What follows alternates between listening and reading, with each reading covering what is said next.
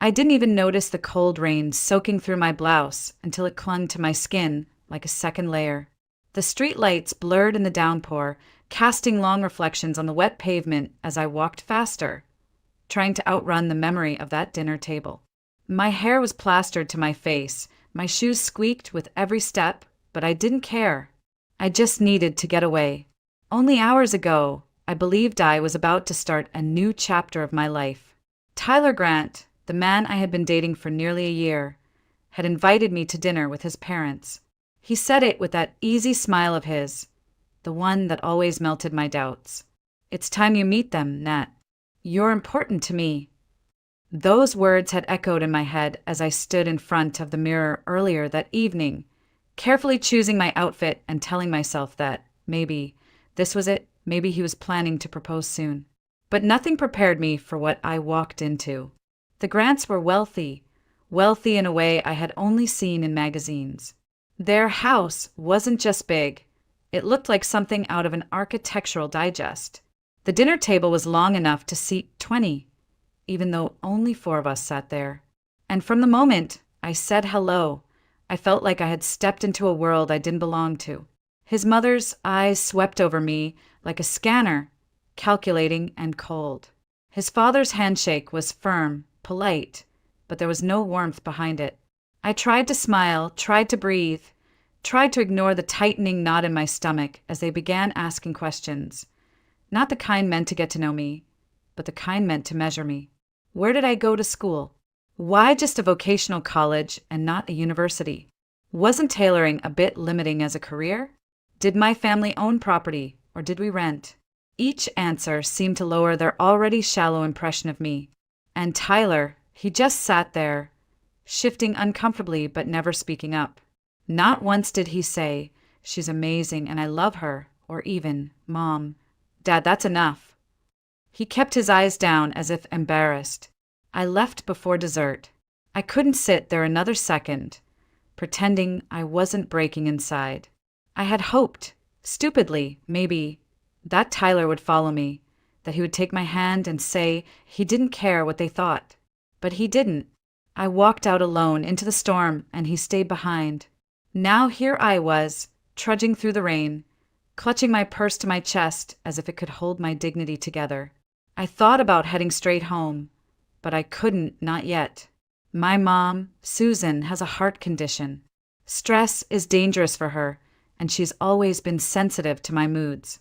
I couldn't just walk in crying, couldn't let her see the humiliation written all over my face.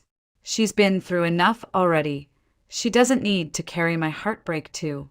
So I kept walking until I saw the warm lights of a small, 24-hour coffee shop on the corner. I ducked inside, shaking water from my hair and wiping at my face, pretending it was only rain that streaked my cheeks.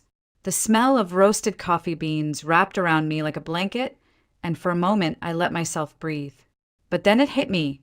This wasn't just about Tyler or his parents. This was about me. About every time I'd told myself I wasn't good enough because I didn't have a fancy degree or a trust fund. About every late night I'd spent at the sewing machine, building a dream so small I thought it barely counted.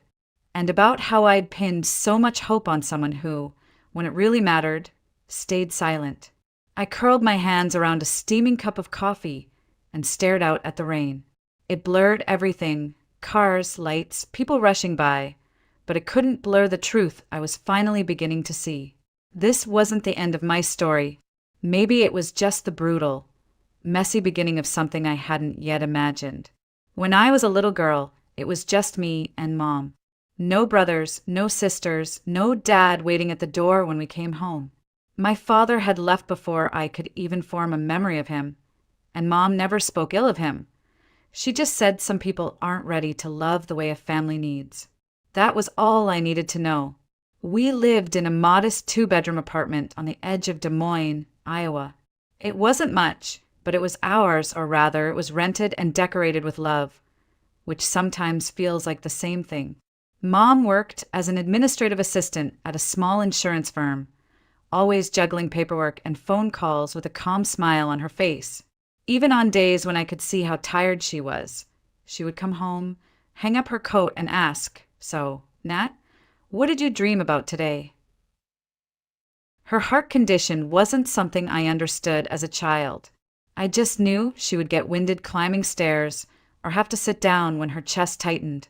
As I grew older, I realized how fragile she really was and how strong at the same time. Doctors had told her years ago not to risk pregnancy because of her weak heart, but she decided life without me wasn't worth living. She always said, "I wanted you, Natalie. You were my dream before you were even born." Because of her health, I learned early on to be independent. While other kids were out riding bikes until dark, I was learning to cook simple dinners or folding laundry so Mom wouldn't have to push herself. It never felt like a burden. She had given me everything she could, and helping her back felt natural. What Mom gave me most, though, was creativity. She was the one who taught me to sew when I was 9. She had an old Singer sewing machine, loud and stubborn, that clanked and squeaked but still turned fabric into something beautiful. I remember sitting at that machine, my feet barely reaching the pedal, sewing crooked lines on scraps of old fabric while Mom clapped like I'd just finished a runway show. She would always say, "Your hands are gentle, Nat, and that means you'll make something beautiful out of this world." By the time I hit high school, I knew I wanted to design and make clothes. Not big fashion lines or glossy magazines, just simple, elegant dresses that made real women feel special. I didn't have the money or the grades for a fancy design school, but I enrolled in a vocational program right after graduation. People sometimes looked at me funny when I said I was going to be a seamstress, like it wasn't ambitious enough. But Mom's eyes would light up every time she saw me working, and that was enough. We didn't have much money, and I'll admit, sometimes it was hard. There were Christmases when the gifts were handmade and birthdays when dinner was just spaghetti and bread. But we laughed a lot. We made jokes about our squeaky old couch, painted the kitchen cabinets ourselves one summer, and turned the living room into a makeshift runway when I finished my first real dress. Still, there were nights when I could hear Mom crying softly in her room, trying to be quiet so I wouldn't notice. I knew she worried about the future, about what would happen if her heart got worse, about how I'd take care of myself if something happened to her. And even though I was young, I promised myself I'd find a way to make life better for us. That promise is why I worked so hard, why I took extra shifts at the alteration shop, why I rarely went out. Meeting Tyler felt like the universe rewarding me for all of that effort. He made me feel seen, like someone finally understood that I wasn't just some girl with a sewing machine. And maybe that's why his silence at dinner hurt so much, because it shattered not just the idea of him, but the idea that all my hard work had finally brought me to someone who valued me. Mom didn't know any of this yet. She only knew I'd gone out to meet someone important and hadn't come home with the glow she expected. She was waiting, fragile and hopeful, completely unaware that her daughter's heart had just been cracked open. But I wasn't ready to tell her not yet. She had enough on her plate, and soon I'd find out she had more to face than either of us realized. I still remember the first time I met Tyler Grant like it was yesterday. It was at a small fundraising dance my friend Lily had begged me to attend. I almost didn't go. I was tired from working a double shift at the alteration shop, and I didn't own anything that felt worthy of a fundraiser. But Lily insisted, and I gave in, pulling out a simple navy dress I'd made myself months earlier. The venue was beautiful, string lights wrapped around pillars, soft jazz floating through the air, people mingling in suits and dresses that cost more than my monthly rent. I felt out of place the moment I walked in, clinging to a plastic cup of punch like it was my shield. And then Tyler walked over. He wasn't like the others, not at first glance. He didn't flash that arrogant smirk I'd seen on some of the guys there. Instead, he had this warm, confident smile, like he actually wanted to talk to me. His dark hair was neatly styled, his suit obviously custom, but there was something easy about him. "Is this your first time at one of these?" he asked, leaning slightly so I could hear him over the music. I nodded, smiling nervously. "Is it that obvious?" He grinned. "A little, but that's not a bad thing." Sometimes the people who don't belong at these things are the most interesting ones here. I laughed, feeling an unexpected spark. We talked for what felt like hours that night about my job, his studies at a business school, our favorite places to eat in the city. He didn't seem fazed when I said I was a seamstress. In fact, he looked impressed. You actually make clothes? That's amazing. I can barely sew a button back on. From that night, things moved quickly. He called the next day, took me out for coffee, then dinner, then movies. Tyler had this energy about him. Like life was a game he'd already figured out how to win. He came from money. That was clear, but he never rubbed it in my face. He drove a nice car, wore watches worth more than my entire wardrobe, but he still laughed at my thrift store jokes and claimed he liked my home-cooked meals better than anything fancy. For months, I let myself believe I'd found someone who saw me, really saw me. Someone who didn't care that I didn't have a degree from some big-name university or a family name worth dropping at cocktail parties. But there were small signs I ignored, like how he never really invited me to his family's gatherings, or how he changed the subject when I asked about his parents. They're private, he'd say. You'll meet them eventually. And I held on to that eventually like it was a promise. I imagined meeting them and proving I was worthy. That I wasn't just some girl with a sewing machine, but someone who could build a future with their son. Tyler seemed to like my independence, at least on the surface. He'd watch me work late at the shop, sometimes stopping by to bring me coffee, saying, "You're the hardest working person I know." Those moments felt real. He even talked about travel plans, New York for the holidays, maybe a road trip next summer. I thought he was serious about us. Looking back, I wonder if he ever was. Because when he finally said, "It's time you meet my parents," I thought it meant he was ready to take the next step. But maybe it was just a box he needed to check off. One more thing to make his life look complete. I told Mom the night before the dinner. She smiled so big it nearly brought tears to my eyes. "See, I told you good things happen to good people, Nat," she said, touching my cheek softly. I didn't tell her how nervous I was about impressing his parents, about not being enough. The truth was I was terrified, but I wanted to believe in Tyler, in us. That's why I said yes. Why I put on that soft peach blouse I'd sewn myself. Why I rehearsed polite conversation in my head on the way there. I had no idea how much that one night would change everything. When Tyler told me his parents wanted to meet me, my first reaction was excitement, quickly followed by panic. "Friday night at our family place," he said casually like it was no big deal. "Just dinner, Nat. They'll love you." I smiled and nodded, but inside I felt the weight of it settle like a stone in my stomach. His parents owned multiple businesses across Iowa. Auto dealerships, real estate investments, even a stake in some tech company. They weren't just comfortable. They were the kind of wealthy that made headlines when they donated to charities. And me? I was just a girl who fixed wedding dresses and hemmed pants for people who couldn't afford to buy new ones. Still, I tried to look on the bright side. Maybe they'd see how hard I worked, how independent I was. Maybe they'd see I cared for Tyler for who he was, not for what he had. Friday came with a steady drizzle that refused to stop all afternoon. I wore a soft blue dress I'd made from a discounted fabric bolt months earlier, simple yet elegant, paired with modest heels. I couldn't afford a taxi and Tyler had been tied up at work, so I decided to take the bus across town. That's when I saw her.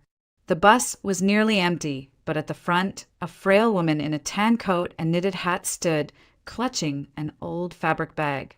She was arguing quietly with the driver, her voice trembling. "I just need to get to the hospital. My grandson's there. I'll pay you back tomorrow, I swear." The driver shook his head. "Ma'am, I'm sorry, but I can't let you ride without fare." People looked away, pretending not to hear, but I couldn't. Something about the way she stood there, trying so hard to maintain her dignity, even as tears welled in her eyes, hit me in the chest. I stood up and walked over, fishing out enough for 2 fares. "Here," I said softly, handing the driver the bills. The woman turned to me, startled. "Oh no, sweetheart, I can't. It's fine," I said, smiling. "Just sit down." "You said hospital, right? Which one?" She hesitated, then whispered, "Mercy General. My grandson had an accident. They say he'll be okay, but I need to be there." I nodded. "Then you definitely shouldn't be standing here arguing." For a moment, something like relief crossed her face, and she grasped my hand. "Thank you. I don't know how to repay you."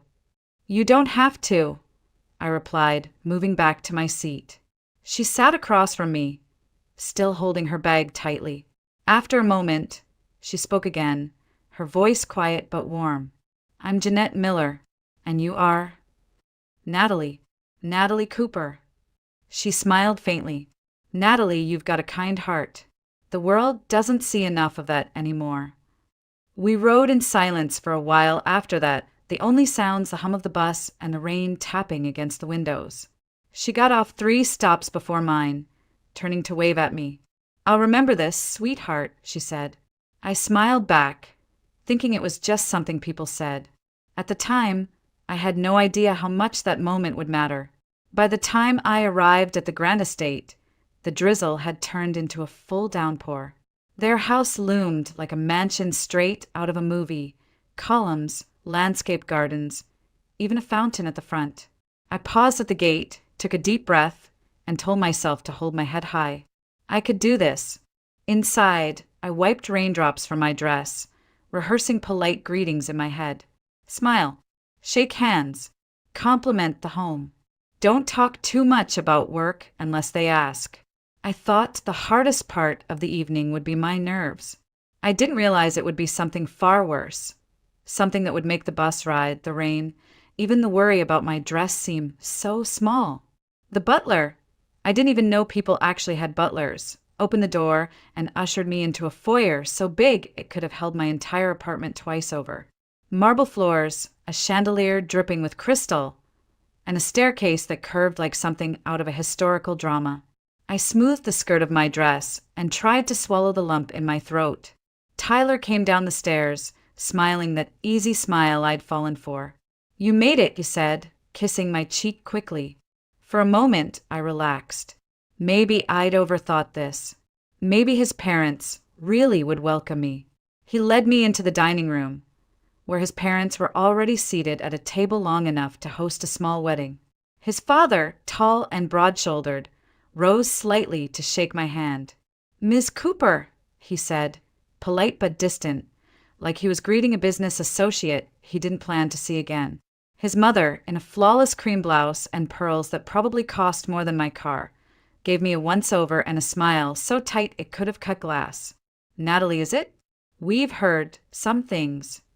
Her voice trailed off like there was more she wanted to say, but decided not to yet. I smiled, pulling out a chair. "Thank you for inviting me. Your home is beautiful." His mother tilted her head slightly. "Yes, we do our best." She didn't ask me to sit. She just went back to adjusting her napkin. Dinner started with small talk, the weather, some local charity gala they were sponsoring, a new investment Tyler's father was making. I tried to add little comments here and there, but every time I did, there was a pause, a glance between them, the kind of glance that says she doesn't belong here. Then came the questions. "So, Natalie," his mother began, her fork clinking softly against her plate, "you're a seamstress?" "Yes," I said, forcing cheerfulness into my tone. "I design and alter dresses, mostly bridal and formal wear, but I'm hoping to expand into custom evening gowns." She murmured. "And where did you go to school for that?" "I went to a vocational college here in Des Moines," I replied. Her lips curved into something that might have been a smile, but wasn't. "Oh, not a 4-year university." I felt my face warm. "No, ma'am. I chose a faster program so I could start working and helping my mom sooner." "Helping your mother?" Tyler's father interjected, his tone curious but edged. "Is she unwell?" I hesitated, wondering how much to say. "She has a heart condition. I live with her, so I can help when she needs it." His mother's eyes flicked toward Tyler, then back to me. "How admirable," she said flatly. The rest of dinner continued in that same rhythm. Questions that weren't really questions, compliments that felt like tiny cuts. Do you rent or own your apartment? How many clients do you have? Have you ever considered changing careers? It wasn't what they said, it was how they said it. I could feel myself shrinking with each passing minute. And Tyler, he just sat there. He laughed at his father's jokes, nodded when his mother spoke, but he never once stepped in to say, "She's amazing and I love her." He didn't defend me, didn't ease the tension, didn't even look me in the eye when I tried to catch his gaze. By the time dessert was served, my appetite was gone. I placed my napkin on the table and forced a smile. "Thank you so much for dinner. I'm afraid I need to get going. Early morning at work tomorrow." His mother's expression didn't change. "Of course. It was enlightening to meet you." I stood, clutching my purse, waiting, hoping for Tyler to follow me, to at least ask if I was okay. But he stayed seated, murmuring something to his father as if I'd already left. So I walked out alone. The rain outside had turned heavier, but I didn't care. Each drop masked the tears spilling from my eyes. I wrapped my arms around myself and started walking, the sound of my heels slapping against the wet pavement drowning out the ache in my chest. Somewhere deep down, I knew that night wasn't just a bad dinner. It was the end of something I had believed in, and maybe, in its own painful way, the beginning of something else entirely. When I finally made it home that night, I stood in the hallway for a full minute, trying to force a smile onto my face before opening the door. My mom's health was fragile, and the last thing she needed was to see her daughter broken and dripping, wet like a character in some tragic movie. I took a deep breath, wiped my face with my sleeve, and stepped inside. "Nat, is that you?" Mom called from her bedroom. Her voice carried the same gentle warmth it always had, but there was a hint of fatigue underneath. "Yeah, Mom. Just got in." I kicked off my soaked heels and tried to sound cheerful. "It's pouring out there. I think I set a new record for walking in heels." She chuckled softly. "That's my girl. Did everything go well tonight?" I hesitated for just a fraction of a second before answering. "Yeah, it was fine. Just tired, that's all." I could hear the rustling of her blankets as she shifted in bed. "You work too hard, sweetheart. Don't forget to rest." "I won't, Mom," I said, heading straight to the shower before she could see my face and ask the questions I wasn't ready to answer. Under the hot water, I let myself cry again, quietly so she wouldn't hear. The sting of humiliation from Tyler's silence, the cold judgment in his mother's eyes, all of it spilled out and swirled down the drain. For the next few days, I threw myself into work, hoping that if I stayed busy enough, the ache would fade. But life, it seems, had more storms waiting. One morning, I found Mom sitting at the kitchen table, pale and holding her chest. "Mom, what's wrong?" I rushed to her side, and she tried to wave me off. "Just a little dizzy. It happens." But I could see the truth in her eyes. She was scared too. We went to her cardiologist that afternoon, and after several tests, we were referred to a specialist at Mercy General. He was kind but direct. "Your mother's condition has worsened significantly. The medication is no longer enough. She needs surgery, and soon." My heart dropped. "Surgery? How soon?" "Within the next month, ideally within weeks. Without it, her risk of heart failure increases drastically." I nodded, trying to keep my voice steady. "Okay, how much will it cost?" He hesitated. That hesitation told me everything before he even spoke. For someone uninsured at this level, we're looking at, well, somewhere in the range of $80,000 to $100,000. I felt the air leave my lungs. That was more than I made in 2 years, maybe 3.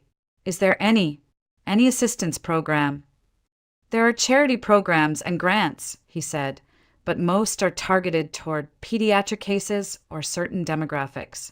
I can give you a list of foundations to contact," but his voice softened. "Be prepared for it to take time." Time. That was the one thing we didn't have. That night, I sat at our tiny kitchen table long after Mom went to bed, staring at the crumpled list of phone numbers and websites the doctor had given me. I called every single one over the next few days, explaining our situation, begging for help. Some were polite but firm. We're not taking new adult cases at this time. Others didn't even return my calls. One woman sighed and said, "I'm sorry, sweetheart, but this just isn't the kind of story donors open their wallets for. If you had young kids at home or some tragic accident, people react differently." I wanted to scream. My mom's life was on the line, wasn't that enough? Finally, out of desperation, I did something I swore I wouldn't do. I called Tyler. He picked up on the second ring, sounding surprised. "Nat? Hey, I wasn't expecting to hear from you." "Tyler, I wouldn't be calling if it wasn't serious," I said quickly, my voice already shaking. "My mom needs surgery, heart surgery, and we don't have the money." I swallowed. "I thought maybe you could lend me some. Just until I figure something out. I'll pay you back, every cent." There was silence on the line, then a quiet laugh. "Nat, come on, really? I knew something like this would happen eventually. My mom literally warned me about this exact thing. She said if we split, you'd probably find some excuse to." "Tyler, that's not what this is." I interrupted, tears burning my eyes. "I'm not asking for me. I'm asking for my mom's life." "Yeah, well, I'm sorry she's sick, but I'm not a bank. Don't call me again, okay?" And with that, he hung up. I stared at my phone, the words still echoing in my ears. Don't call me again. For the first time in years, I felt completely powerless. My world had narrowed to two impossible choices: watch my mom's health decline or find a miracle. And miracles, at least in my experience, didn't show up on cue. But sometimes, kindness has a way of circling back when you least expect it. 2 days after Tyler hung up on me, I sat on a bench outside Mercy General, my head buried in my hands. I had spent the morning at work, but couldn't focus, so I left early. Mom was inside getting pre-op testing, though we still didn't know how we would pay for the surgery. I stared at the cracked pavement, feeling like life had just pulled the rug out from under me. That's when I heard a familiar voice. "Sweetheart? Natalie, is that you?" I looked up, blinking through tears. Standing in front of me was the elderly woman from the bus, the one I had bought a ticket for days earlier. Her tan coat was the same, her eyes still soft but now brighter. "Mrs. Miller?" I said, surprised. She smiled and reached for my hands. "I told you I'd remember you. Are you all right, honey? You look like I did the day I lost my husband." I shook my head, embarrassed. It's just been a bad week. My mom's here. She needs heart surgery, but we don't have the money to pay for it. I don't know what to do." For a moment, she studied me, then slowly sat down beside me. "You're the girl who gave me bus fare when I had nothing in my pockets. You didn't even think about it, did you?" I shrugged. It wasn't a big deal. "It was to me," she said firmly. "That day, my grandson was hurt in an accident. If not for you, I would have missed seeing him awake for the first time." She looked over her shoulder and waved. "Benjamin, over here." A tall man in his late 20s walked toward us. He had kind eyes and carried himself with the calm confidence of someone who'd been through hard times and come out stronger. "Grandma, who's this?" he asked, smiling. "This is the young woman I told you about, the one who helped me that day," she said proudly as if I were family. "And she needs help now."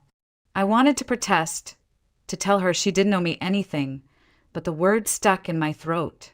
Ben sat down on my other side. "Tell me what's going on." Something about his tone, steady, no judgment, broke whatever wall I had left. I explained everything. Mom's worsening heart condition, the cost of the surgery, the dead-end calls to charities, even Tyler's refusal to help. My voice cracked more than once, but I kept talking until there was nothing left to say. Ben didn't hesitate. "How much do you need?" I blinked. "What, No, I'm not asking you for money. I know you're not, he said calmly. But I'm offering. My company's doing well, and honestly, it's the least I can do. You helped my grandma when you didn't have to. You gave her dignity that day, and I don't forget things like that. Tears spilled over my cheeks. Ben, it's too much. I can't, he shook his head. You can and you will, because this isn't charity, it's an investment in someone who clearly deserves it. Your mom deserves to live without worrying if her daughter is drowning in debt. Mrs. Miller placed her hand on mine. You helped me see my grandson. Now, let us help you keep your mother. For a long moment, I just sat there holding both their hands, overwhelmed by the sheer kindness of strangers who suddenly didn't feel like strangers anymore. Ben pulled out his phone. I'll call the hospital billing department and make arrangements. And Natalie, what do you dream of doing besides worrying about bills? I hesitated, then smiled shyly. I've always wanted to open my own bridal studio, designing custom dresses instead of just altering other people's work. He grinned. Perfect. Once your mom's healthy, we'll talk about that too. I know a few investors who love supporting local talent. I stared at him, stunned. Why would you do that for me? His expression softened. Because kindness deserves to be paid forward. And because you remind me of my grandma. Quiet strength, even when life's unfair. People like you, you're rare. For the first time in weeks, I felt hope, not the fragile, desperate kind, but something real, steady, like the first warm day after a long winter. As we walked back into the hospital together, I glanced at the gray sky outside and felt something shift inside me. Sometimes life breaks you, so you can see who's truly there to help pick up the pieces. The surgery was scheduled for the following week, and thanks to Ben's immediate intervention, the hospital cleared the financial hold in less than 48 hours. I couldn't believe it when the billing manager called me directly to confirm, your mother's surgery is fully funded. You don't need to worry about payment. I sat there in stunned silence before whispering, thank you, over and over until my voice gave out. On the morning of the procedure, Mom gripped my hand as they wheeled her into the operating room. Natalie, she said softly, don't let this scare you. Life has a way of turning pain into something beautiful. You just have to let it. I smiled, though tears blurred my vision. I'm not scared, Mom. Not anymore. The surgery lasted 6 hours. I paced the waiting room, clutching my phone like a lifeline. Ben and his grandmother stayed with me the entire time, bringing coffee, making quiet conversation, even distracting me with funny stories about Ben's childhood mishaps. It felt surreal how only a week earlier they were strangers, and now they were a lifeline. Finally, the surgeon walked out with a tired smile. It went perfectly. She's stable and resting. With proper recovery, she has an excellent prognosis. Relief crashed over me like a wave, leaving me shaky but lighter than I'd felt in months. I thanked him, thanked every nurse in sight, and then collapsed into a chair, crying, not from fear this time, but from sheer gratitude. The next few months passed in a blur of hospital visits, medication schedules, and slow recovery milestones. Mom grew stronger each week, her cheeks gaining color, her laugh coming easier. Only after 3 months did her doctors confirm she could return to her normal daily routine. She kept saying, I feel like I've been given a second life. True to his word, Ben didn't disappear after writing a check. He visited often, bringing flowers for Mom and coffee for me, asking about my dream studio like it wasn't just idle conversation. One afternoon, while Mom was napping, he sat at our tiny kitchen table, spreading out some documents. I wasn't kidding about investing in your future, Natalie, he said. I know you want your own bridal studio. I want to help you make it real. I stared at him, stunned. Ben, you've already done too much. He smiled. You call saving a life too much? This is nothing. I've seen your work. It's incredible. You don't just sew. You create moments people never forget. You deserve the chance to do it your way. It took some convincing, but eventually I said yes. Not because I wanted charity, but because I finally believed I was worth believing in. 9 months after my mom had fully recovered, Cooper Bridal finally opened its doors in a cozy downtown space. It had taken months of planning, licensing, renovations, and building my client list, but at last the dream was real. Mom stood beside me at the ribbon cutting, tears in her eyes, holding a bouquet Ben had given her. That day, as I looked at the small crowd cheering us on, friends, clients, even Ben's grandmother, I realized something profound. Family isn't just who you're born to. It's who shows up when everything falls apart. Ben became a constant presence, not just as a business partner, but as a friend, and maybe something more, though we never rushed it. There was comfort in the slow, steady way our connection grew, rooted in trust rather than infatuation. One afternoon, a young bride-to-be came into my shop, shy and quiet, saying she didn't feel beautiful in anything she tried on. I worked with her for weeks, creating something just for her. When she finally tried on the finished gown, she burst into tears. "I feel beautiful again," she whispered. Those words stayed with me long after she left because they echoed my own journey. I'd felt broken and small, unworthy of love or dreams. But through kindness, both given and received, I'd found myself again. Standing in my studio, surrounded by silk and lace, I thought about Tyler for the first time in months. Not with anger, not with regret, but with a kind of distant gratitude. If he hadn't failed me, I might never have walked the path that led to this life, these people, this healing. Sometimes heartbreak isn't the end. Sometimes it's the push you need to discover where you truly belong. And as I watched my mom laughing with Ben's grandmother in the corner, both of them healthy and full of life, I realized something. I wasn't just surviving anymore. I was thriving. And it all started with one simple act of kindness on a rainy bus ride, one moment that proved the world can still surprise you in beautiful ways.